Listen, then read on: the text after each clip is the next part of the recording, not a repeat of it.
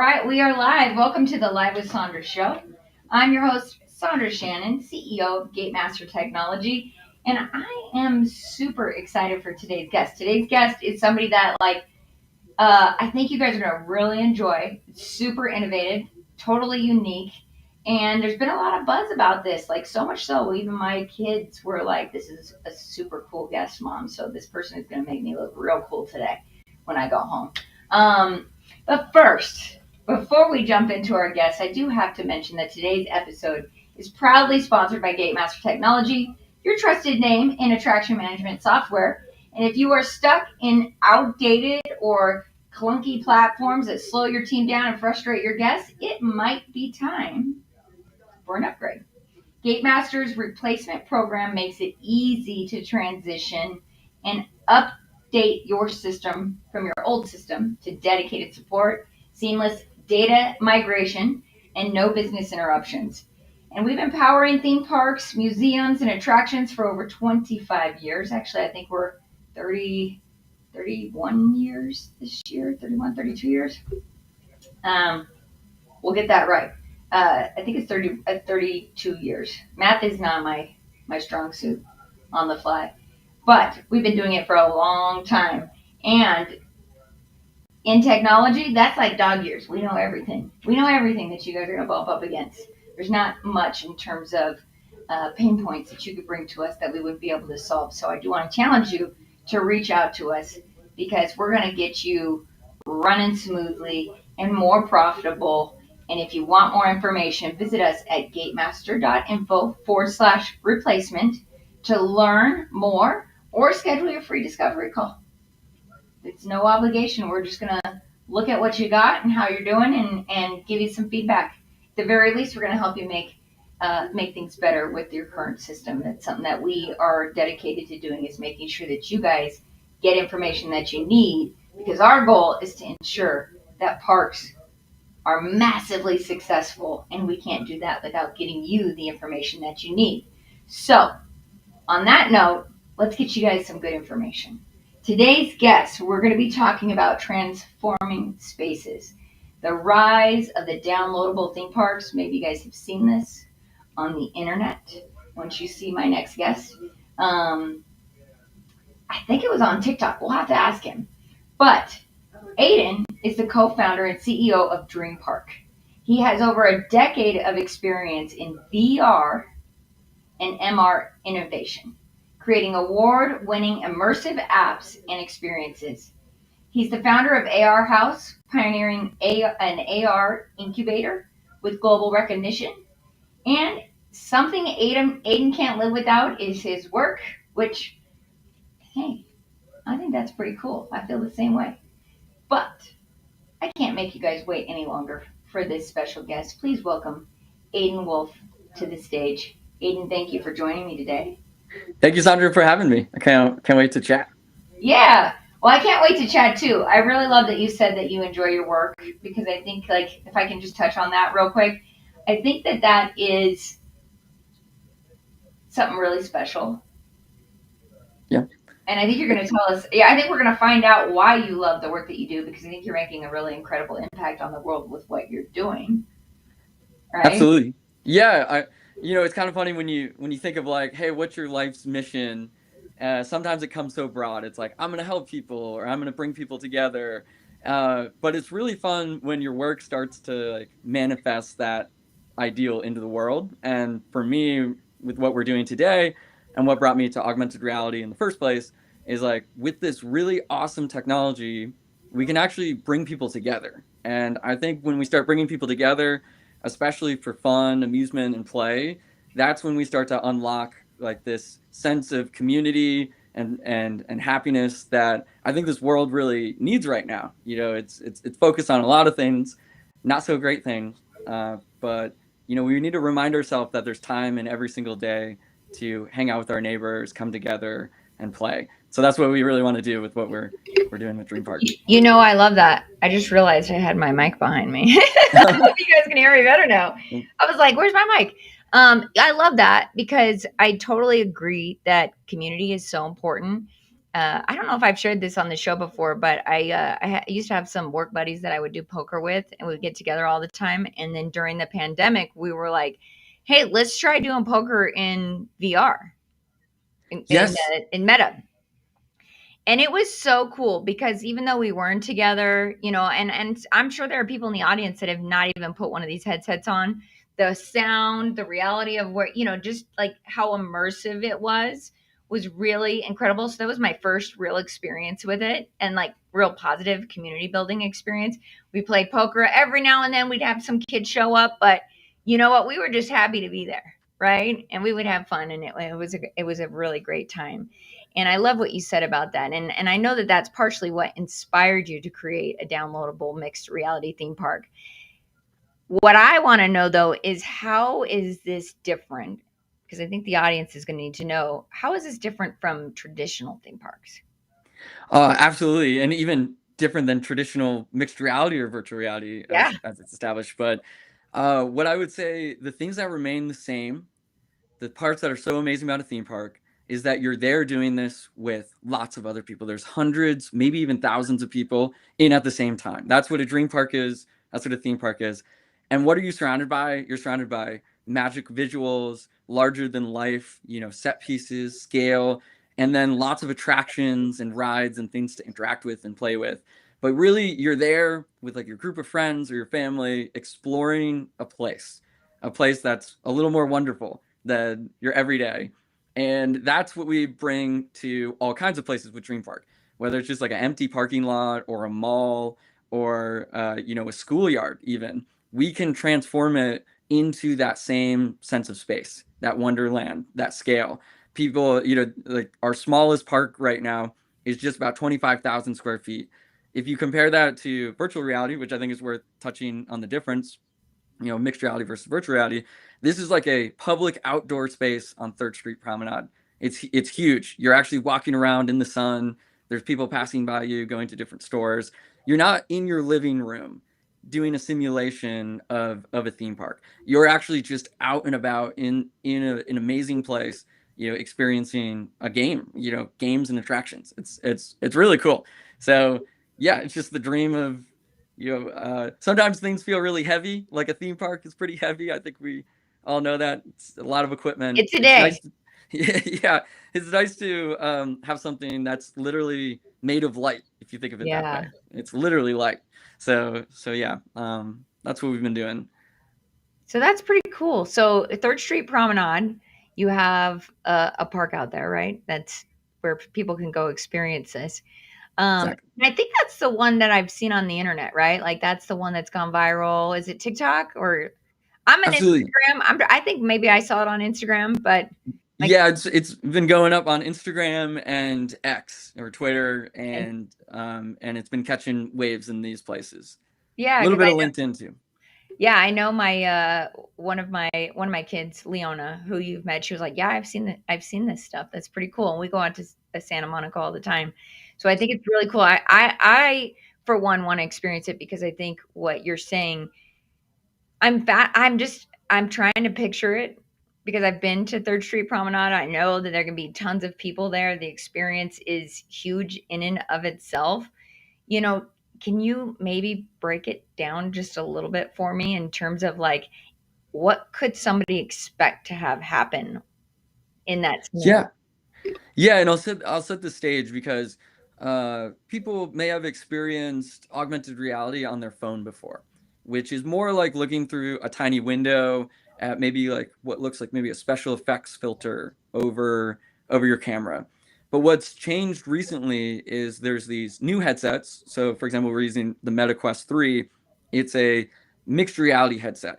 And so you just hold it up with one hand like this, and you actually get true 3D depth. You see the entire real world, full color, everything. But now there's magical visuals. And to give you an example of what we have there down on the promenade right now, we have this awesome theme park called Super Adventureland.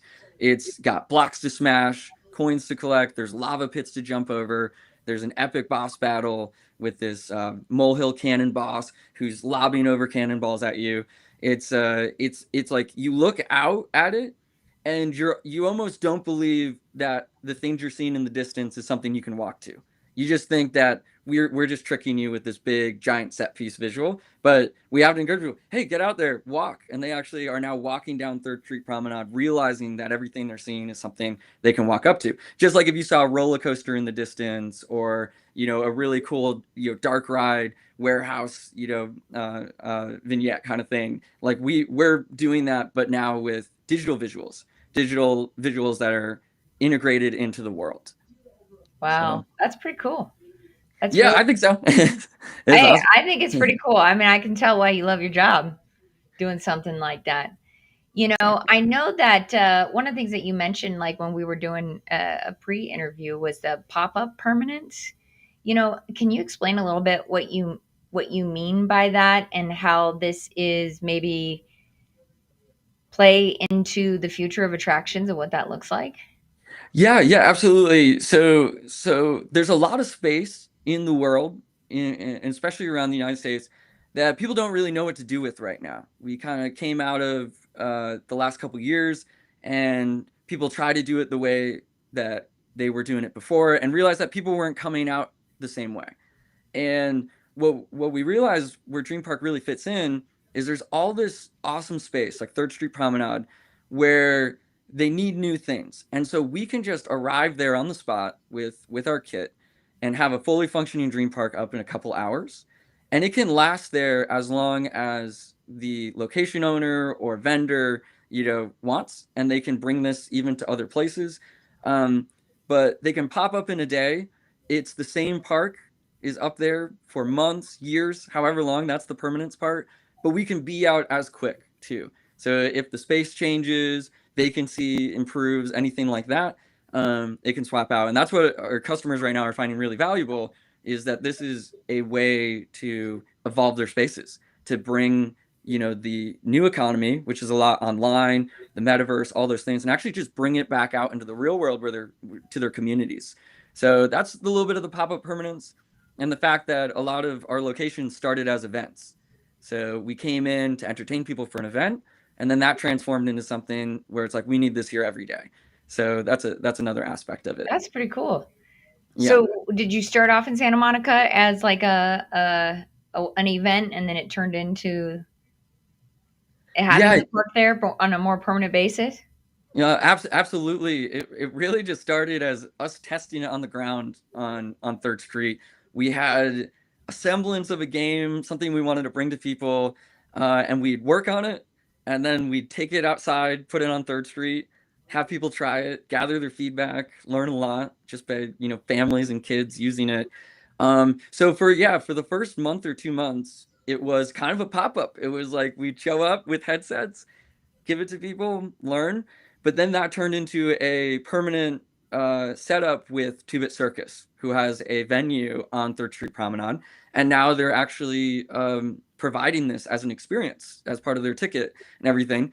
And the amazing part is they have a venue that they've now uh, quadrupled the size of, Wow. because this experience lets them activate the public area around them.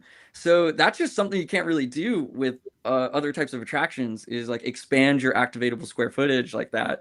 And in that process, we learned the value of that permanence. We're like, we started this just kind of, honestly, we were about to get entertainment licenses. We're going to be like, the same as people busking, but in this case, just with our headsets. And now it's turned into something that, has signage and, staff and things like that running it. So, That's awesome. Well, I mhm. don't know if you know this about me. So I met my husband in Venice Beach.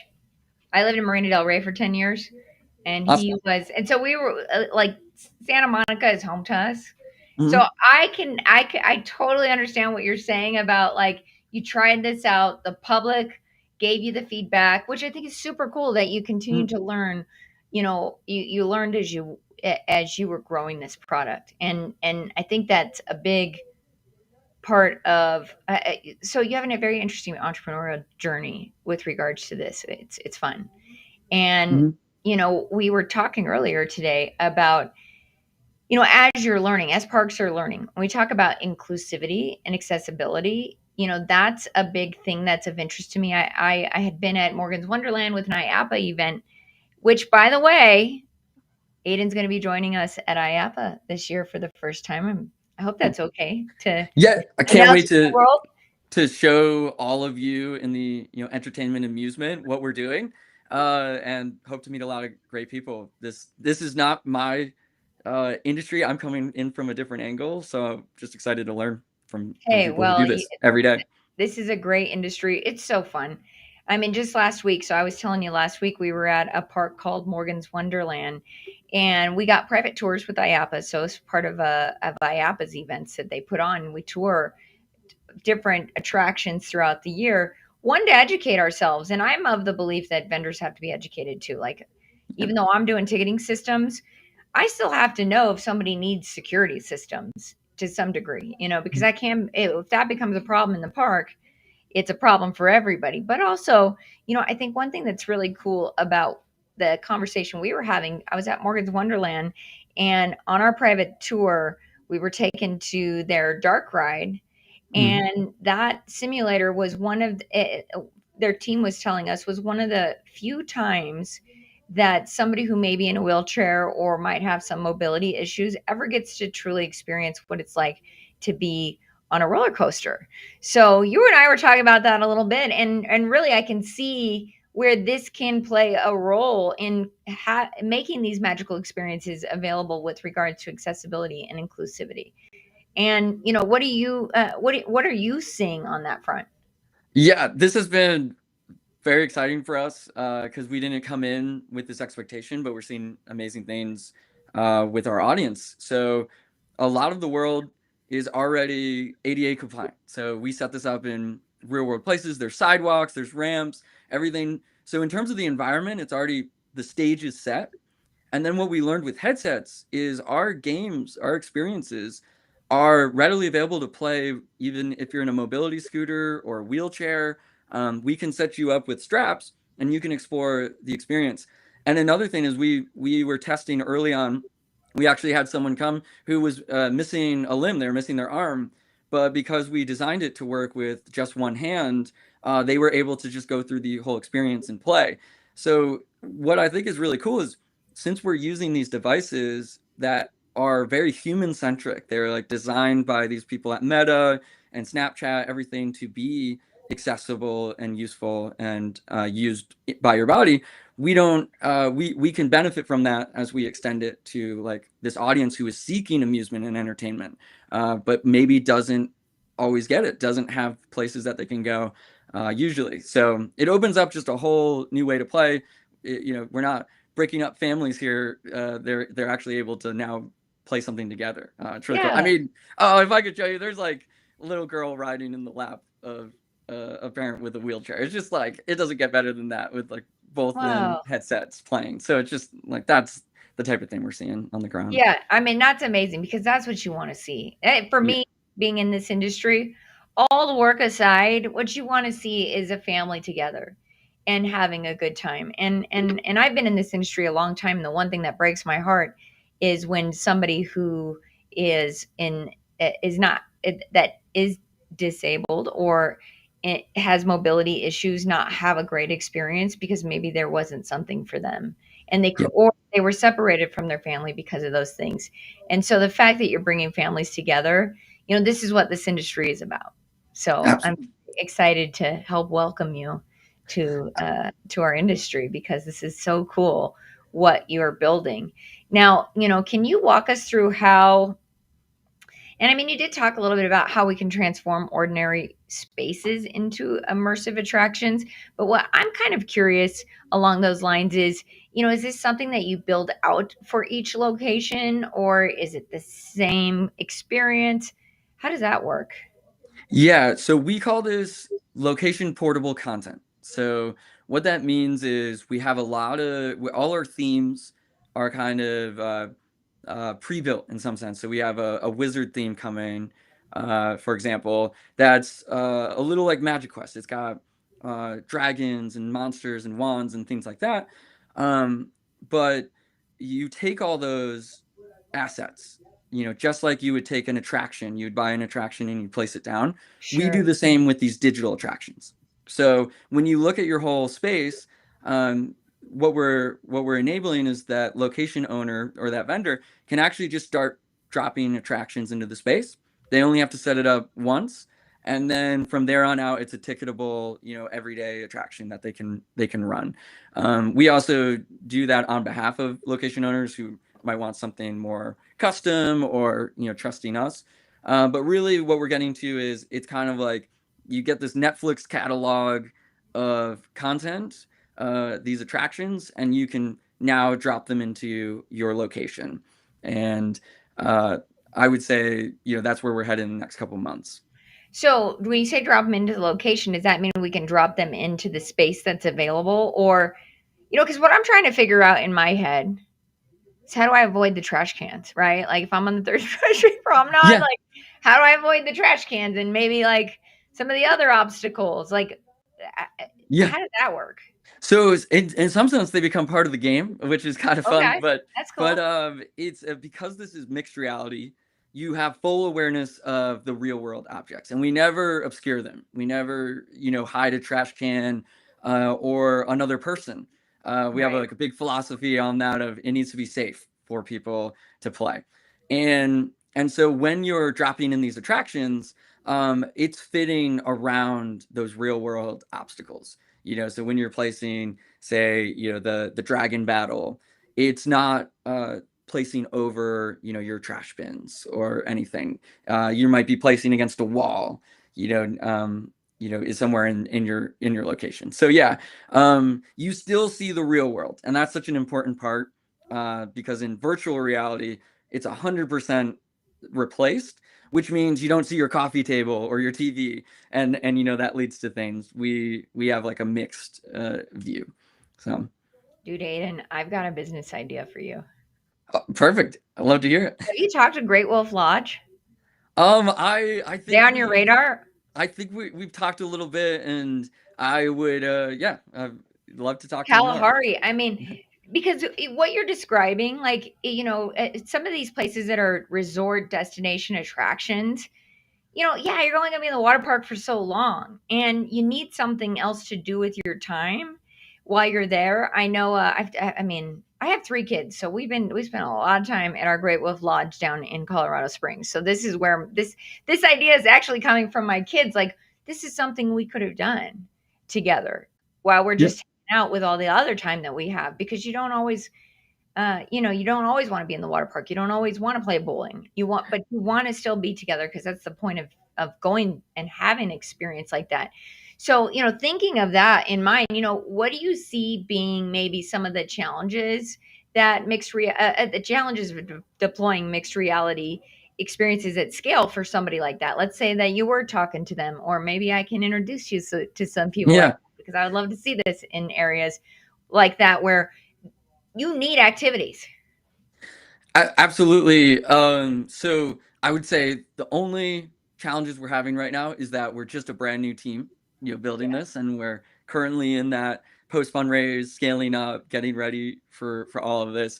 However, we're pretty confident in our concept that once we have this platform together, we can really just put it in the hands of these location owners, and they can start to just set up their own equivalent of a Magic Quest in a Great Wolf Lodge. Yeah. Could we uh, present this to Marriott, and then they could think of how they could expand. But one thing that excites me, especially as we're considering that these are digital installs, is I think of like a place like the Great Wolf Lodge where they probably do want to cycle their content, or give something interesting and new every time someone visits, because that's an experience you could play for a couple days. But what happens the next visit? And to really expand on that content, I bet is pretty expensive. It's screens, it's fabrication, it's all these things. It's probably pretty prohibitive. But we could mix that fabricated with the digital, and suddenly they can start using our digital installs to like make a new experience every time someone's there. And I think that makes it exciting for like traditional entertainment industry, but also opens it up to these new industries. Hotels that never considered doing that before Yeah. can now start to do that for their customers. Yeah. So yeah. No, I love And it. This is such a great idea. Like, in terms of the hospitality industry in general, because you're right. Like, how does a Marriott create more experiences? Sure, they have the pool. I've been to a couple that maybe have a mini golf. I was just at one in San Antonio when we were at Morgan's Wonderland that backed up to it was just a town place suites. It was super close to Morgan's, but they had a golf course behind it, right? But they had tons of space that they probably could utilize for something like this. And there were a lot of families there because it's the kitchen suites. We were just like tired of staying. We'd been in a hotel for 2 weeks. So we were like, we want a kitchen, right? So we went there. But as you can imagine, there's a lot of families there.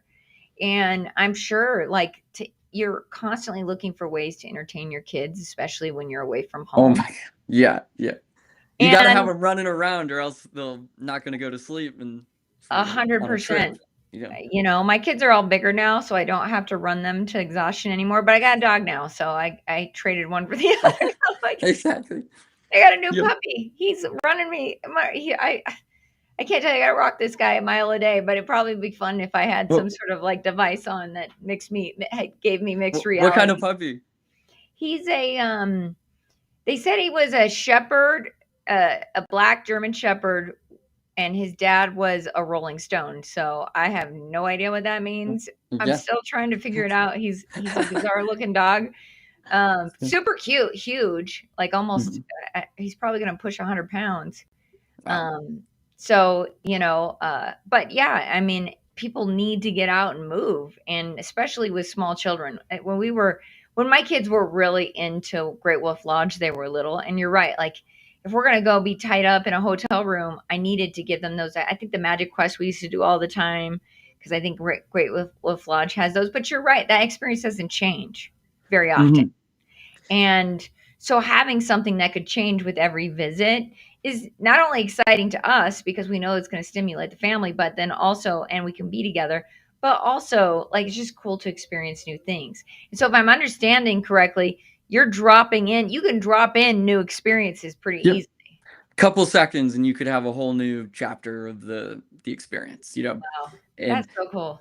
Yeah, because my background is in video games, which then came to social apps, but there's the service game model. So that's like your Fortnite and Roblox and everything.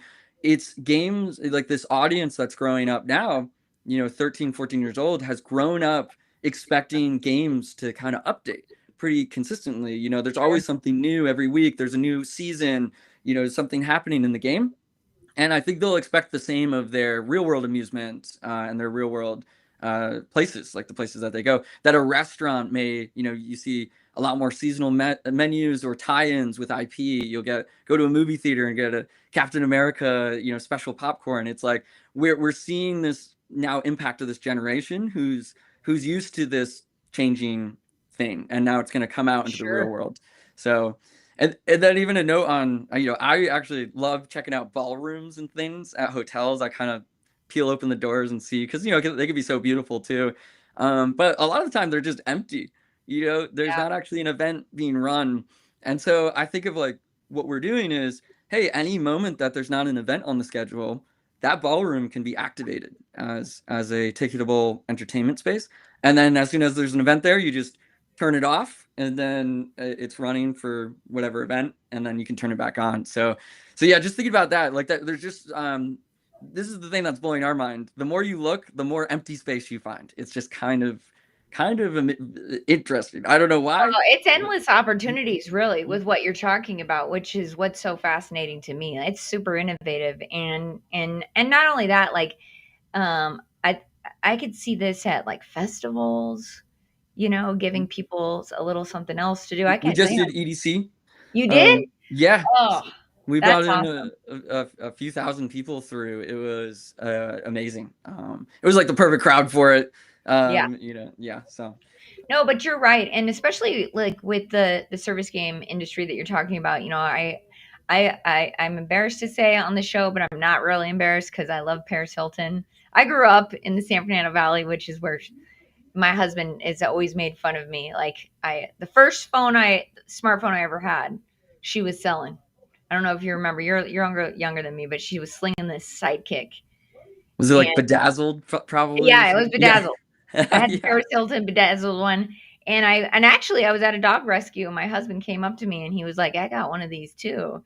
And that's how we met, because No way. I had never seen anybody else with one. I thought, because I was in tech, right? That's fate. That's Yeah, amazing. it was wild. But my reason in telling that story is because the kids were like, know how much I love Paris Hilton. They're like, Paris Hilton's DJing tonight, I think in Roblox one tonight, right? Yeah, Like, exactly. yeah, and I'm like, okay, sign me up. So that was a time that like I experienced that, what you're talking about, the service games, having that change. It got me into it. I mean, I played Roblox with my kids, but at that moment I was like, I'm into this, right? Yeah. Because I think she's super cool and super fun. So there, Yeah. you guys can make fun of me, but A story from my past for another time is I lived at her house when she wasn't there for a couple months in Beverly Hills. oh So man, that's yeah. awesome. So it's kind of fun when the mail shows up and it has Kim Kardashian or Paris Hilton on it, and you're like, this is Yeah. kind of crazy. But I mean, anyways, that's something people outside of LA don't really understand, yeah, right? it's such a mixed up, crossover. And LA is a smaller city than people think it is once you start getting into, entertainment and tech and all that. 100%. Yeah. I love it there. And it was so funny because when I used to travel, people would always be like, do you see celebrities? And I'm like, yeah, we do all the time. Yeah. Like one of my favorite restaurants I used to see Adam Sandler at all the time. I'm sure probably what you guys have been doing on Santa Monica, you've probably had celebrities come and try this, which I don't know if you can mention, but cool. But I'm sure being in that area, you're probably getting people who are doing these experiences that are high profile, which is hopefully helping you guys. I'm sure. I really wish you the best. This is such a cool idea, and I think it is interesting because it's like you said, the possibilities of who can work with you are pretty endless. You can have everything, theme park, who might have some open space, hotels. I mean, you guys are doing something really cool. I can definitely see why you love the work that you do. Absolutely. It's more overwhelming which avenues we should take and with who. Early on, a lot of those early decisions matter when it's a small outfit, but it's like all locations could benefit from this in some way, I think, and we'll eventually learn that. Experiential marketing has obviously become such a big thing. There's avenues there. But we just really want to focus on like making really great experiences that bring families together, that get them excited to engage with their communities, local businesses, everything. And I think from there, we'll just prove this out. One location, one partner at a time. But I feel like our core is really, really strong. Yeah, and I think like having a mission of helping people come together is just really amazing, and that's a good fit for the space, the hospitality space for sure. Because I think ultimately that's what so many of us want to accomplish when we do what we do. Even the work that I do. I mean, I just sell tickets, and I say just, but they don't get in and without that. So we have to do it. And I'm constantly thinking about how do I make this an experience that is pleasurable for the person who's doing the purchasing. Yeah. And I think tickets are a form of communication. My girlfriend just 100%. showed me a ticket for a concert that she's inviting me to go to. And it's like, that ticket is the way you articulate the fact you want to do it together and that you care. So it's bringing us together before we're even there. That's the cool part. So no, I love that. I'm gonna have to start talking like mentioning that, because I think it's so true. You know what I mean? Like it's a gift. And even my daughter was telling me this morning she just bought a ticket for an experience, which probably would be fun because it's a gamer music like festival. And cool. yeah, she was like, she's super into it, and she was like, I've got to go. But I'm sure like something like this would be cool there too, because you've got that audience already. And I think what the audience who's listening right now needs to recognize is, like you mentioned something earlier today, this next generation of people, this is going to be almost expected to some degree, I think, if you want to capture people's attention for long extended periods of time, right? Mm-hmm. I really believe that. Exactly. And it's interesting that these kids are going on roller coasters or playing mini golf, but inside a video game. So, by the time they show up, it's not a new thing to them. And I just remembered a story of a dad who was thanking us on 3rd Street, saying, thank you. His kid was running around in it for probably 45 minutes. He's like, I've taken him to everything in Santa Monica, everything, mini golf, the pier. We went on every ride. All he was asking for was to go back and play Fortnite. And this is the first time we're playing together that he like doesn't want to leave. And it's just it's like you take what they already love that they're experiencing at home, and you figure out how to make it for the real world, make it for families. It's like once it all the dust settles on this, it'll almost seem obvious, I think. But this is where the amusement industry, I think, needs to go. I think so. This is pretty cool. Well, I have a question for you, with regards to like what lessons that maybe traditional attractions can learn from the success, the things that you've discovered in building Dream Park. What could you leave with the audience in terms of considerations for that? Because I know that you mentioned you've learned a lot in this process. Yeah, absolutely. One is like we just don't assume how people will interact with it is such a big one. We are, in essence, game designers. We're world builders. We want to invite people into a world and teach them things. But when you're in the real world, you don't have a moment to learn. I think a lot of ride designers would already know that. It needs to be simple and sit in, and then it's going to happen. So we've found this emerging world is actually more relevant, and the knowledge base is more relevant to people who do theme parks and rides. They get it faster than the game people get it, which is really, really cool because the skill set is from developers and game developers, but the actual knowledge and expertise is on the theme parks. So I think it's really important those two things come together because, they're not going to, my co-founder, Brent Bushnell, created a micro amusement park, a giant one in LA, I think 70,000 square feet. His expertise from that are like the only reason this company is like figured out where to stand, because there's like, oh yeah, there's staffing.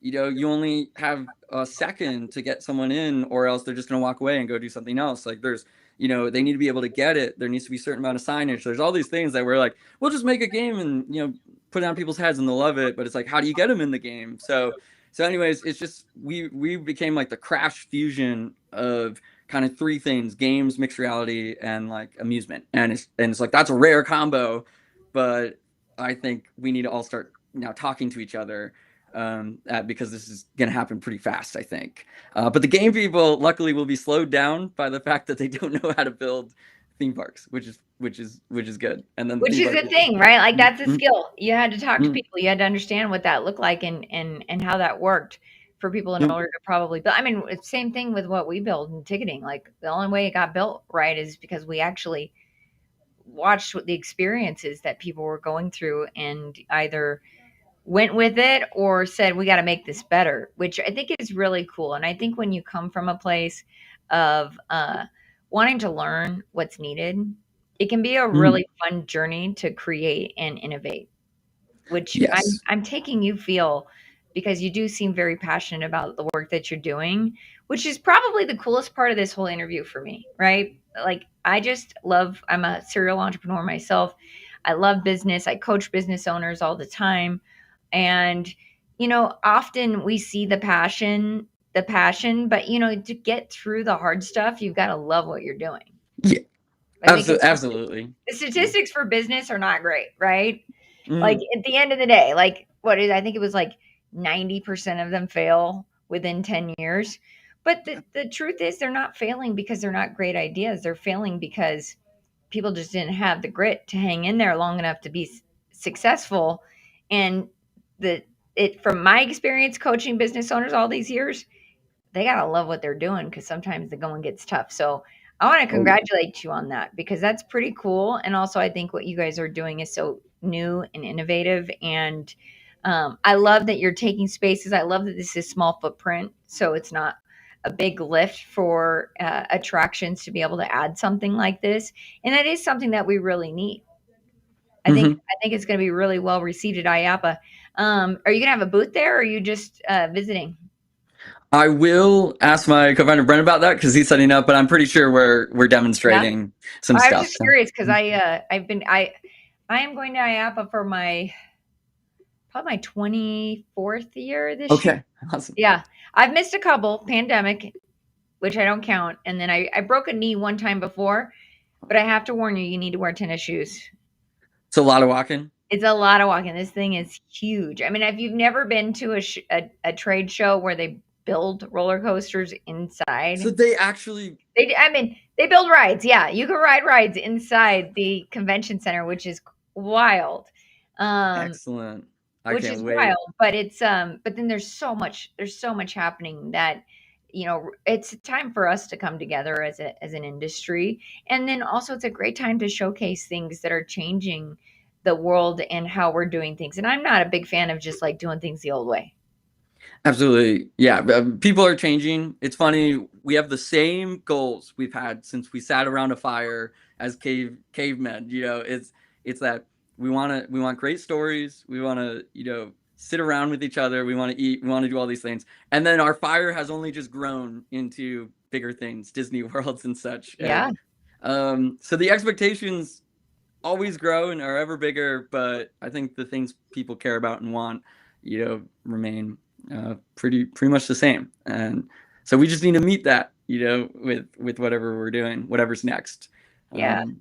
I think that's awesome. I also think if people like you and your team continue to build great things, it helps people understand that technology is certainly something that we can leverage for great experiences and community and all the things. When people come, I hear parents all the time complain, my kid's on the internet too much, right?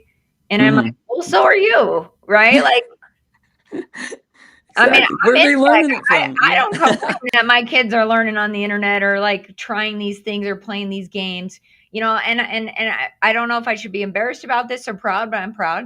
Both of my kids learned to read, and my two youngest in Roblox. Like it was like that was their main motivation to learn to read. They would ask me how to spell things, and they would ask, and they're quite fast typers. I think the world is changing, like you said, and generations are going to want to see this kind of technology and have these kind of experiences. So, thank you for being a part of this industry and helping us continue to innovate, because this is pretty cool innovation.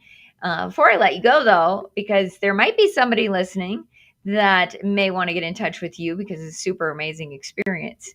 What's the best way for them to do that? Yeah. So if you see my name on screen, it's Aidan Wolf. So it's AIDAN Wolf, like the animal. Just message me on LinkedIn or X/Twitter. My DMs are open there. Tell me what you're up to, what you care about, and maybe there's something cool we can do together. So, well, it looks like we got a fan saying that this is a great topic. So I just really want to thank you for being here today and sharing with us the information that you shared today. I think this is a really cool topic.